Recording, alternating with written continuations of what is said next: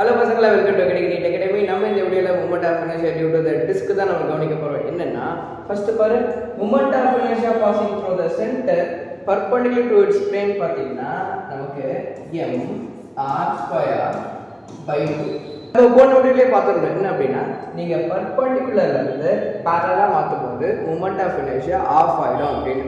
So இங்கே mr²/2 இருக்குன்னா இங்கே moment of inertia passing through the centre along its diametrical axis இதில் பாதியாக இருக்கும், அதாவது mr²/4 ஆகும்.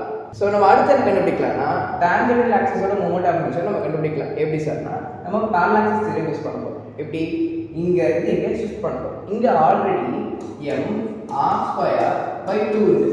இவங்க ரெண்டு பேருக்கு இருக்கிற டிஸ்டன்ஸ் பார்த்தா r. அப்ப அத ஆட் பண்ணிக்கோ mr². So moment of inertia passing through the tangential axis perpendicular to the plane எவ்வளவு வரும் சார்னா 3mr²/2 வரும். அது சிமிலரா இங்க நம்ம வந்து பண்ணலாம். என்னன்னா இங்க ஆல்ரெடி mr²/4 இருக்கு. இவங்களுக்கு parallel பாத்தீங்கன்னா mr²/4 பிளஸ் டிஸ்டன்ஸ் வந்து ரெடியூஸ் ஆகலாம். அப்ப திரும்பவும் பிளஸ் mr², ஆட் பண்ணினா 5mr²/4.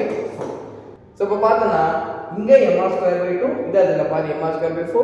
இங்க பேரலல் தியரம் யூஸ் பண்ணீங்கன்னா இங்க 3mr²/2, இங்க பேரலல் தியரம் யூஸ் பண்ணீங்கன்னா 5mr²/4.